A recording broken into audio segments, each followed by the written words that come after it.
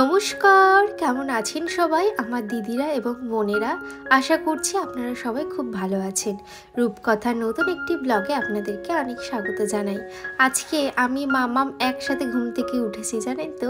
দুজনে শুয়ে শুয়ে অনেকক্ষণ গল্প করছিলাম, তারপরে ভাবলাম উঠি। আর মামামও বলল, মা ওঠো ওঠো, দুধ খেতে হবে তো। এই যে হ্যাঁ চলো। তো তারপরে এদিকে আমি চাটা বানিয়ে নিলাম, আর ওদিকে মামামি দুধটাও করে নিয়েছি। এইবার ঘুম থেকে ওঠার পর ওকে যদি আমি মুখটুক ধুইয়ে দিই, ও বাইরে চলে যাবে, বাইরে গিয়ে খেলা করবে। আমি ওকে বারবার বলেছি যে আগে দুধ খেয়ে নেবে, তারপরে বাইরে যাবে। কি শোনে কার কথা? আর ওকে যদি একটু বকাবকি করি না, ও সেই আমার গলা জড়িয়ে বলতেই থাকবে কন্টিনিউ যে তুমি আমাকে বকেছো, তুমি আমাকে বকেছো। যতক্ষণ না আমি ওকে আদর করব আর বলবো ঠিক আছে আর বকবো না, ততক্ষণ ও আমাকে গলা জড়িয়ে কাঁদতেই থাকবে। তো সেই জন্য খুব একটা বেশি বকাও হয় না ওকে। আর এদিকে দেখুন শীষ পালং নিয়ে এসেছিলাম আগের দিন, তো ভাবছি আজকে এটাই রান্না করব, আর সাথে আজকে নতুন আলু দিয়ে পনিরের তরকারি বানাবো। আচ্ছা, আপনারা শীষ পালং খেতে ভালোবাসেন? অবশ্যই কমেন্টে জানাবেন। আমার তো বেশ ভালো লাগে, বিশেষ করে এই শীষ পালংয়ের এই যে গোড়াটা আছে না, এইটা যদি একটু ছোলে নিয়ে তারপরে রান্না করা যায়, এই গোড়াটা খেতেও কিন্তু খুব সুন্দর লাগে, চিবোতে বেশ ভালো লাগে। পালং শাকের মধ্যে দেব বেগুন, আর দেব একটু শিম আর কড়াইশুঁটি। আর আমি এতক্ষণ ধরে কাজ করছি, সত্যি কথা বলতে জলের কাজ যখনই করছি না, হাত তাতগুলো আড়ষ্ট হয়ে আসছে, মানে এতটা ঠান্ডা লাগছে। আর বাড়ির মধ্যে না আমি জুতো পরেই কাজ করছি, আমি না আর পাচ্ছি না, রীতিমতন পায়ের পাতা আমার ফুলে গেছে এই ঠান্ডা মেঝেতে হাঁটতে হাঁটতে। আর যেহেতু শিমটা বাড়িতে ছিল না, টুক করে গিয়ে ভাবিদের বাড়ি থেকে শিমটা নিয়ে আসা হয়েছে।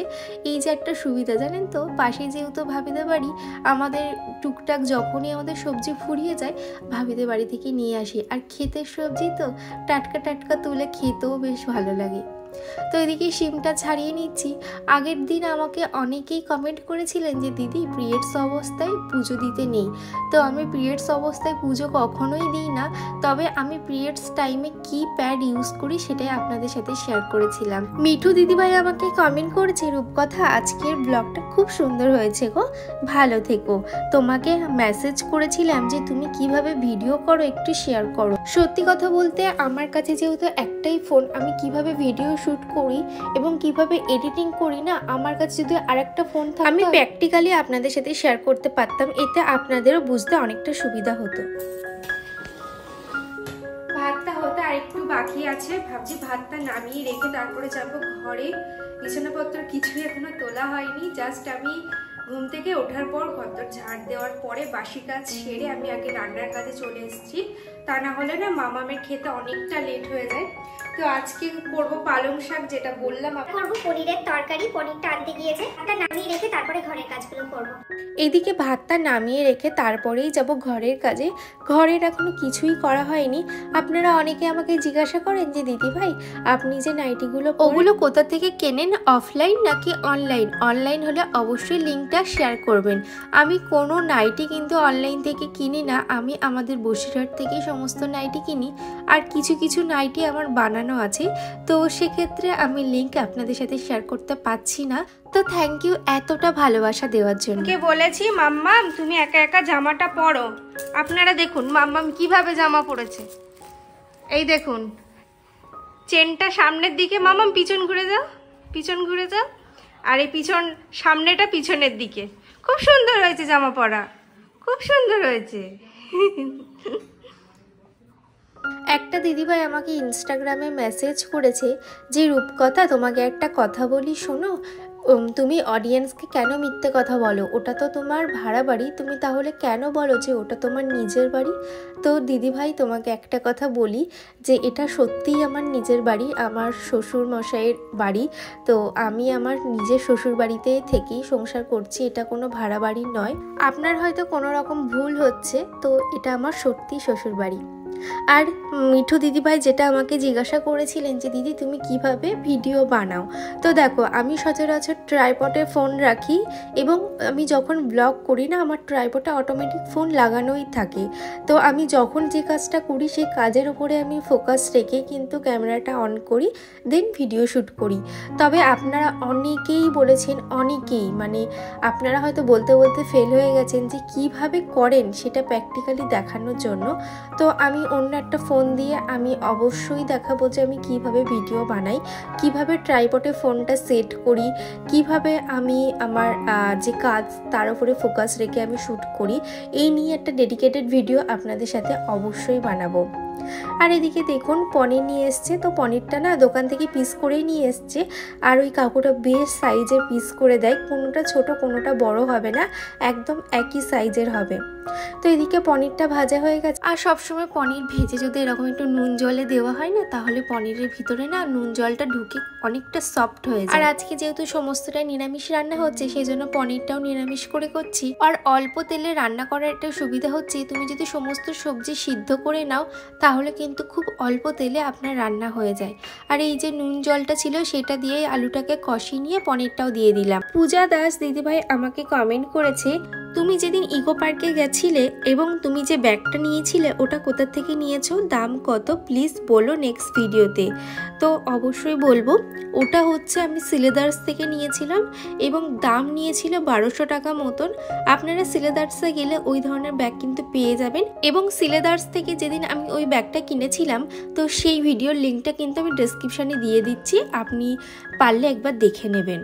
শাবনূর দিদিভাই আমাকে কমেন্ট করেছে, খুব ভালো লাগলো দিদিভাই, ভালো থেকো, তুমিও ভালো থেকো আর এইভাবেই আমার পাশে থেকো। দীপান্বিতা দে দিদিভাই আমাকে কমেন্ট করেছে, খুব ভালো লাগলো ভিডিওটা, থ্যাংক ইউ, আর এইভাবে আমার পাশে থেকো। ঝর্ণা দিদিভাই আমাকে কমেন্ট করেছে, সোনা মাম্মাম কি সুন্দর রুটি বেললো। সত্যি তাই, মানে ও যেহেতু হাতে পেয়ে যাচ্ছে এখন, সেই জন্য দেখলাম বেশ ভালো ও রুটি বেলতে শিখে যাচ্ছে। পূজা, আর একটা পূজা মালিক দিদিভাই আমাকে লাভের হার্ট চিহ্ন দিয়েছে, তো পূজা তোমাকেও অনেক অনেক ভালোবাসা। সাথী বনু আমাকে কমেন্ট করেছে, দিদি তুমি আমাকে শুধু দিদি বলো, আমি তোমার থেকে অনেক ছোট গো, 19 বছর বয়স।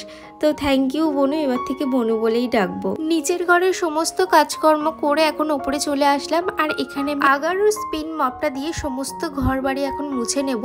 আর এটাতে না খুব একটা জল জল করে যেহেতু মোছা মানে হয় না, খুব ড্রাইভাবে খুব সুন্দরভাবে ক্লিন হয় ফ্লোরটা, সেই জন্য ভাবলাম আজকে একটু এটা দিয়েই মুছে নিই। বাইরের ওয়েদারটা একদমই ভালো না, এই 2-3 দিন ধরে না একদমই রোদ উঠছে না। তো শুকনো শুকনো করে মোছার জন্য আমার জন্য বেস্ট হচ্ছে স্পিন মপটা।